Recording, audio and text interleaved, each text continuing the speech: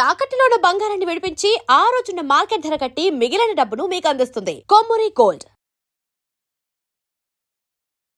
నమస్తే, welcome to our channel. ప్రస్తుతం మనతో పాటు ఉన్నారు సోషల్ యాక్టివిస్ట్ కృష్ణకుమారి గారు. నమస్తే మేడం. నమస్తే మేడం, అది రాజకీయంగా పరంగా లేదా సెలబ్రిటీస్ పరమైన నార్మల్ పర్సన్ అయినా వాళ్ళ ఇంట్లో జరిగే విషయాలు అనేది చాలా పర్సనల్ మ్యాటర్స్. అవి బయట వరకు వచ్చాయంటే ఎవరైనా మాట్లాడతారు. ఇలాంటి ఓ సంఘటనే ఇప్పుడు బాగా వైరల్ గా మారుతున్నటువంటి వీడియోస్ కావచ్చు. ఆ మధ్య కాలంలో పెళ్ళైన 1 year వాళ్ళ కొడుకు అయినప్పుడు మాజీ మంత్రి ఉన్నారు కదా మన జోగి రమేష్ గారు. సో వీళ్ళ పెద్ద కొడుకు గురించి చూసుకుంటే ఆయన నిజంగానే ఫిజికల్ గా అన్ఫిట్, అందుకనే వాళ్ళ కోడలు ఇప్పుడు ఈ కేసు కావచ్చు కోర్టు మెట్లు ఎక్కింది అనేది వినిపిస్తుంది. అసలు దీన్ని మనం ఎలా చూడొచ్చు అంటారు? ఇదండి ఒక రకంగా కోతిపుండు బ్రహ్మరాక్షస్ చేసుకుంది జోగి రమేష్ కుటుంబమే. ఇప్పుడు ఆ పిల్లాడు నాకు పెళ్ళంటే ఇష్టం లేదు అన్నాడు, ఆ అమ్మాయిని చేసుకోవటం కూడా ఇష్టం లేదు అన్నాడు. అసలు ఎందుకు ఇలా అంటున్నాడు పిల్లాడు అనేది ఎందుకు వీళ్ళు ఆలోచించలేకపోయారు? ఇప్పుడు ఆ పిల్లాడు ఏమంటున్నాడు, అంతా మీరే చేశారు అని మాట్లాడుతున్నాడు. ఇది బొమ్మరిల్లు సినిమాలాగా. ఎస్, అంతా ఈయనే చేశాడు, ఈయనే ఇలావిడే చేశారు. ఆయన వద్దని చెప్పాడు చెప్తున్నాడు అతను. నేను వద్దంటే వెళ్ళలేదు, 10 మందిని కూర్చోబెట్టి నా బ్రెయిన్ వాష్ చేసి తీసుకెళ్ళి ఈ పెళ్లి చేశారు నాకు అని. సరే, అలాంటప్పుడు అసలు ఈ పిల్లాడు ఎందుకు ఒప్పుకున్నాడు? మనం సరే, తల్లిదండ్రులు మొండిగా ఉన్నారు, మూర్ఖంగా ఉన్నారు. అసలు ఈ పిల్లాడు ఎందుకు ఒప్పుకున్నాడు పెళ్లికి? అంటే తల్లిదండ్రుల కోసం ఒప్పుకుండొచ్చు కదా మేడం. ఇప్పుడు పిల్లల్ని కూడా మనం అంత తక్కువగా అంచనా వేయొద్దు. పిల్లల్ని కూడా, పిల్లలు ఏంటి, ఈ సెల్ఫ్ ఎక్వైర్డ్ ప్రాపర్టీస్ జోగి రమేష్వి, ఆ ఆస్తులు రావు. ఇప్పటిదాకా అనుభవించిన కార్లు, డబ్బులు, ఇళ్ళు అవన్నీ ఎక్కడ దొరకవో, ఎక్కడ రాజకీయ వారసత్వం ఉంది ఇందులో మళ్ళీ పైగా, ఇవన్నీ ఎక్కడ పోతాయో అని చెప్పి ఈ పిల్లాడు ఓకే చెప్పేశాడు. కానీ ఈ పిల్లోడైనా ఆ తల్లిదండ్రులు ఈ పిల్లాడు ఎందుకు వద్దంటున్నాడు? పోనీ వద్దన్న పిల్లోడు మీరు ఏమన్నా చెప్పండి, నేను చేసుకోనంటే చేసుకోను అని హఠం పెట్టి కూర్చుంటే బలవంతంగా అయితే తీసుకెళ్తే తాళి కట్టించలేరు కదా మేడం. ఇప్పుడు ఇక్కడ పెళ్ళే వద్దండవా లేదంటే ఆ అమ్మాయిని వద్దండవా? పెళ్ళి వద్దన్నాడు, ఆ అమ్మాయిని వద్దన్నాడు. ఇప్పుడు అక్కడ ఇతన్ని అనవసరంగా రోడ్డును పెట్టారు. కానీ ఈ పిల్లాడిని, నాకు పిల్లాడి గురించే నాకు బాధగా ఉంది, ఆ అమ్మాయి గురించి. పిల్లలు అన్యాయం అయిపోయారు ఒక రకంగా చూస్తే. ఈ పెద్దవాళ్ళ షోకులకి వీళ్ళ వేషాలకి కట్నం వస్తుందని, లేదా మా అబ్బాయికి పెళ్లి చేసేసి సాధించడానికి ఒక కోడలు వస్తుందని, ఇలా రకరకాల వేషాలన్నీ వేశారు వీళ్ళు. అసలు ఈ పిల్లాడు ఎందుకు వద్దంటున్నాడు?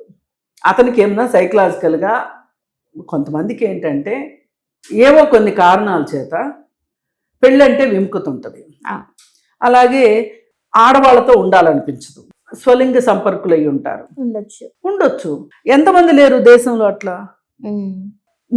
మీరు ప్రపంచం కోసం ఓ పెళ్లి చేసేస్తే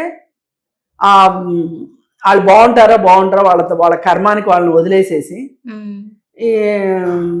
మన అబ్బాయికి పెళ్ళయింది అని అనిపించుకుని ముచ్చట తీసుకుందాం అనుకో అని కాకపోతే ఏంటిది నాకు అర్థం కాదు. చాలామంది పెళ్ళిళ్ళు చేసేది వాళ్ళకున్న డబ్బును చూపించుకోవటానికి, వాళ్ళకున్న హోదాలు చూపించుకోవటానికి, వాళ్ళు ఎంత గొప్పగా చేశారు అని చెప్పుకోవటానికి, వాటికి చేయడమే. కానీ ఇప్పుడు నిన్న చూసాము బండ్ల గణేష్ కూతురు పెళ్ళి, అంత డబ్బు చూస్తేనే వీళ్ళు బ్యాంకుల్ని మోసం చేసిన వాళ్ళు అయి ఉంటారు, ఎవరికో డబ్బులు ఎగ్గొట్టిన వాళ్ళు అయి ఉంటారు. కానీ మళ్ళీ వీళ్ళ ఇళ్లలో పెళ్లిళ్ళు వచ్చేసరికి గొప్పగా ఇతను ఒక్కడే అంటలేదండి, నిన్న జరిగింది కాబట్టి అంటున్నాను. కానీ చాలా మంది బ్యాంకులకి టోకరాలు పెట్టిన వాళ్ళ పిల్లల్లో పెళ్లిళ్ళు ఎంత గొప్పగా జరుగుతాయి. ప్రభుత్వాల దగ్గర నుంచి, ప్రభుత్వం నుంచి రాయితీలు తీసుకొని మినహాయింపులు తీసుకున్న అంబానీ లాంటి వాళ్ళు, అదానీ లాంటి వాళ్ళు కూడా వాళ్ళ ఇళ్లలో పెళ్లిళ్ళు ఎలా చేస్తారో. ఇదంతా ఏంటి అంటే వాళ్ళ హోదా చూపించుకోవడానికే. ఇప్పుడు అజిం ప్రేమ్జీ ఉన్నారు, విప్రో ఆయన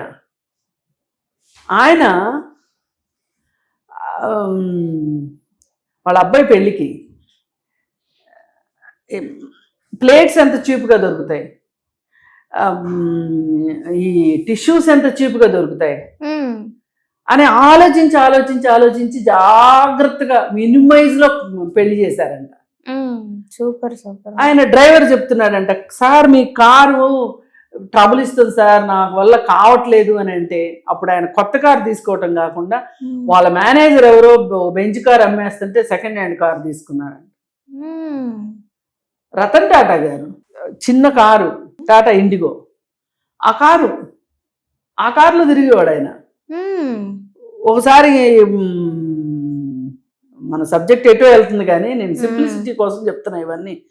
ఆయన అర్జెంటుగా మీటింగ్కి వెళ్ళాల్సి ఉంది, కారు ఏదో ట్రబుల్ ఇస్తే ఆయన ట్యాక్సీ తీసుకుని వచ్చేసారు. ఆయన దగ్గర డబ్బులు లేవు.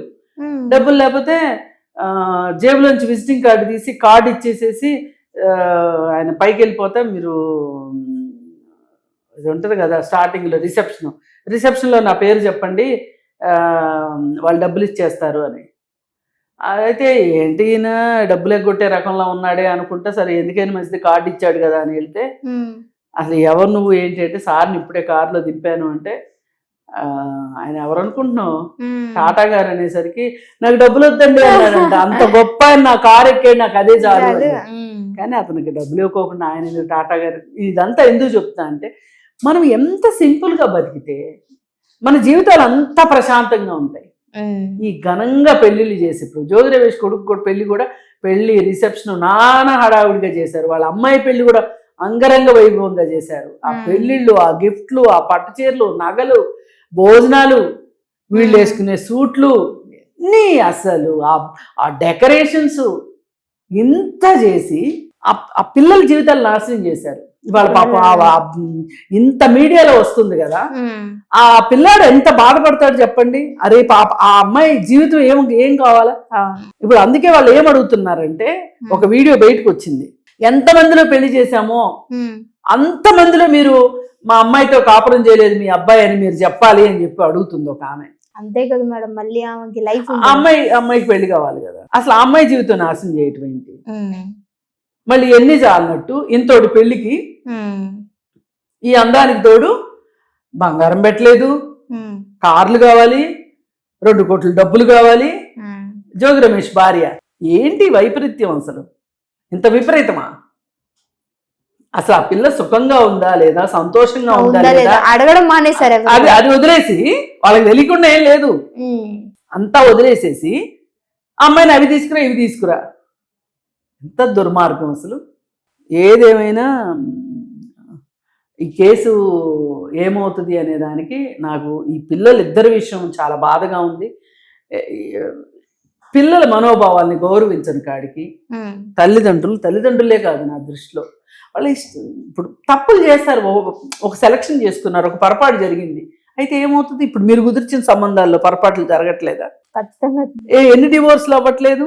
ఏది పెద్దలు కుదిర్చిన పెళ్లిళ్ళు, ప్రేమ వివాహాలు డివోర్స్లు అవుతున్నాయి, పెద్దలు కుదిర్చిన పెళ్లిళ్ళలో కూడా డివోర్స్లు అవుతున్నాయి. ఇప్పుడు ఒకవేళ వాళ్ళ సెలక్షనే రాంగ్ అనుకోండి, ఏముంది, దానికి సంబంధించి వాళ్ళే అనుభవిస్తారు. రేపు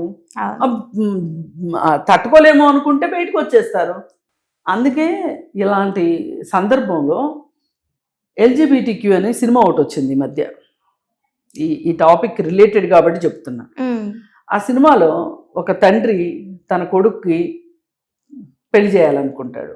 ఆ కొడుకు చెప్తాడు, నాకు అబ్బాయిలంటే ఇష్టంగా ఉంది, అమ్మాయిలంటే ఇష్టంగా లేదు, అమ్మాయిల మీద నాకు ఫీలింగ్స్ రావట్లేదు అని చెప్తాడు. ఏం పర్వాలేదు, పెళ్ళి అయితే అయ్యే వస్తాయి ఫీలింగ్స్ అని చెప్పి ఇంకొక లాయర్ని ఇచ్చి పెళ్లి చేస్తాడు. పెళ్లి చేస్తే ఇప్పుడు ఈ అబ్బాయి ఆ అమ్మాయితోటి కంఫర్టబుల్గా ఉండలేడు. ఆ అమ్మాయికి చెప్తాడు, నేను ఇట్లా గేని అంటే విడాకులు తీసుకుంటారు, అయిపోయింది. ఈ తండ్రి చదువుకున్నోడే కదా, లాయరు. ఇవి బయట కూడా జరుగుతాయి. అందుకే నేను ఆ సినిమా అంత రియాలిటీకి దగ్గరగా ఉంది. బయట కూడా జరుగుతున్నాయి కాబట్టి సినిమాల రూపంలో మనకు కనిపిస్తున్నాయి. అయితే దాంట్లో అక్కడ చూసుకున్నది ఏంటి అంటే, నా కొడుకుకి పెళ్ళయింది అనేది ప్రపంచానికి చూపించుకోవటానికి ఒక ఆడపిల్ల గొంతుకు వస్తున్నానన్న ఆలోచన ఉండదా? ఉండదు. అదే అందుకే మన స్వార్థం అనేది ఆలోచించుకుంటాం. అందుకే పిల్లలు మీకు ఇష్టమైతేనే పెళ్ళిళ్ళు చేసుకోండి, పెద్దవాళ్ళ కోసం పెళ్ళిళ్ళు చేసుకోవద్దు. ఇలాంటి తల్లిదండ్రులకి బుద్ధి రావాలి అంటే అసలు ఆ పిల్లాడు బయటకు వచ్చేసి ఆస్తి వస్తే వచ్చింది లేకపోతే లేదు, నన్ను పెళ్లి విషయంలో మీరు బలవంతం పెట్టడానికి వీల్లేదని ఉండాల్సింది. ఎన్నో ప్రలోభాలు పెడతారు, చేస్తామంటారు, బతుకుతామంటారు, ఇవన్నీ అంటారు. కానీ పిల్లలు మట్టు ఖచ్చితంగా మీరు పెళ్లి చేసుకోకండి, ఏ పెళ్లి చేసుకోకండి. ఎన్ని రోజులు చూస్తా ఊరుకుంటారు మిమ్మల్ని అట్లా? నేను చాలా మందిని చూసా, వాళ్ళు ఏం చేస్తారంటే వీళ్ళని ఇట్లా అట్టిపెట్టి రెండో వాళ్ళకి చేస్తారు. ఆ రెండో వాళ్ళకి పెళ్లి చేసేప్పుడన్నా వీళ్ళకి పెళ్లి మూడు వస్తుందేమో, చేసుకుంటారేమోనని వాళ్ళు పట్టు కూర్చుంటారు. ఫలానా అమ్మాయినే చేసుకుంటా, ఫలానా అబ్బాయినే చేసుకుంటా, మీకు ఇష్టమైతేనే చేసుకుంటా, లేతే లేదు అని మోళి వేసి కూర్చుని చచ్చినట్టు. కొన్నాళ్ళు పోయిన తర్వాత సరే మనమే తప్పు చేశామేమో, సరే కానీలే, వాళ్ళు అంత ఇష్టపడుతున్నప్పుడు ఎందుకు అని చెప్పి పెళ్ళిళ్ళు పెద్దవాళ్ళు చేస్తున్నారు. కానీ ఇక్కడ కావాల్సింది ఏంటంటే పెద్దవాళ్ళు ఖచ్చితంగా ఎంతో కొంత ఒక జనరేషన్ వెనకబడే ఉంటారు, అంత ఫార్వర్డ్గా అందరు పేరెంట్స్ ఉండరు. అలాంటప్పుడు పిల్లలు వాళ్ళు స్ట్రాంగ్గా నిలబడాలి. ఇప్పుడు తల్లిదండ్రులు ఎంత అండి, ఇంకో 20 ఏళ్ళు 30 ఏళ్ళు ఉంటారు మహా అయితే, జీవితం అంతా ఉండేది వీళ్ళు కదా. ఆలోచించి చేయాల్సిందే. పైగా ఇంకొక దుర్మార్గం ఏంటి అంటే ఆ అమ్మాయిని మతం మారమని ఒత్తిడి. ఇది ఇది ఇది ఇది ఇది అసలు చాలా భయంకరమైన విషయం. అసలు ఈ పాయింట్లో కూడా విడాకులు వచ్చేస్తాయి ఆ అమ్మాయికి, నన్ను అడిగితే. వాళ్ళ ఒత్తిడి పెట్టకూడదు, మతం మారమని ఒత్తిడి పెట్టకూడదు. అందుకని ఏది ఏమైనా ఈ కేసు, జోగి రమేష్ వాళ్ళ కేసు, అటు తల్లిదండ్రులకి ఇటు పిల్లలకి అర్థం కావాల్సింది ఏంటంటే తల్లిదండ్రులు మేము కన్నాము, పెంచాము, ఒకటి మోసాలు చేసేసి ఆస్తులు సంపాదించాము, ఇవన్నీ మీకు ఇస్తాం కాబట్టి మేము చెప్పినంత వినాలి అంటే అది కుదిరే పని కాదు. అలాగే పిల్లలు కూడా ఆస్తులున్నా లేకపోయినా నేను కావాలనుకున్న వాళ్ళతో బతకాలి అనుకున్నప్పుడు నేను కష్టాలు పడటానికైనా సిద్ధమే అనుకోవాలి. ఇక్కడ అతని మానసిక స్థితి ఏంటో నాకు తెలీదు, తెలియకుండా మాట్లాడకూడదు. ఒకవేళ ఇన్ కేసు ఆ అబ్బాయికి ఆడపిల్లతో పెళ్ళే ఇష్టం లేదు అంటే అతని కారణాలు అతనికి ఉంటాయి, వాటిని రెస్పెక్ట్ చేయాలి. సొసైటీ అయినా రెస్పెక్ట్ చేయాలి. సొసైటీ కూడా ఎక్కువ మాట్లాడడం కరెక్ట్ కాదు ఈ విషయంలో. తల్లిదండ్రులు రెస్పెక్ట్ చేయాలి ఫస్ట్. అసలు తప్పేం కాదు, అది ఎంతో మందిలో సహజంగా ఉండేటువంటి లక్షణం అది. కొంతమందికి ఒక అమ్మాయి నచ్చలేదు అని చెప్తారు, అసలు ఒక అమ్మాయిని పెళ్లి చేసుకోవటమే ఇష్టం లేదు అని చెప్తారు. దాన్ని మీరు రెస్పెక్ట్ చేయకపోతే ఎట్లా? అందుకని ఏది ఏమైనా ఈ విషయంలో తల్లిదండ్రులు చేసిన తప్పుకి పిల్లలు పాపం నరకం అనుభవిస్తున్నారు ఇవాళ. ఆ అబ్బాయి రేపు పొద్దున సొసైటీలో తిరగాలి కదా, ఎంత పరువు మర్యాద సెల్ఫ్ రెస్పెక్ట్ ఉంటుంది కదండి ఆ అబ్బాయికి కూడా. అసలు ఆ అబ్బాయిని ఎలా తయారు చేశాడంటే జోగి రమేష్ కూడా, తను స్క్రిప్ట్ ఇచ్చి తన స్క్రిప్ట్ ప్రకారం మాట్లాడేటట్లు చేయటం. ఒకనొక టైంలో చంద్రబాబు నాయుడు గారిని ఏజ్తో సంబంధం లేకపోకుండా ఎలాంటి మాటలు మాట్లాడిచ్చాడు ఈ పిల్లాడి చేత. ఈ పిట్ట కొంచెం కోతగనం అన్నట్టు ఏంటి పిల్లోడు ఇట్లా మాట్లాడుతున్నాడు అనిపించేలాగా, అంటే చాలా ఎబ్బెట్టుగా అనిపించేలా ఆయన మాటలు మాట్లాడిచ్చారు. అసలు ఆ పిల్లోడికి ఒక వ్యక్తిత్వం అనేది లేకపోకుండా నీ ఇష్టం ప్రకారం, నీకు నచ్చినట్టు, నీ స్క్రిప్ట్ల ప్రకారం అవన్నీ అంటే ఏదో అయిపోయింది. కానీ పెళ్లి మట్టుకు నువ్వు చెప్పిన స్క్రిప్ట్ ప్రకారం జరిగితే ఏమైందో చూసావు ఇవాళ. నవ్వులు పాలైపోయారు. 11 మంది మీద కేసు పెట్టారు. ఈ కేసు ఎప్పటికి తేలాలి, ఎట్లా తేలాలి, ఆ అమ్మాయి జీవితం ఏంటి? అందుకని దయచేసి తల్లిదండ్రులు ఒక రకంగా ఆలోచించాలి, పిల్లలు ఇంకొక రకంగా ఆలోచించాలి. అప్పుడు మాత్రం ఇట్లాంటి సమస్యలు రాకుండా. Okay, thank you madam.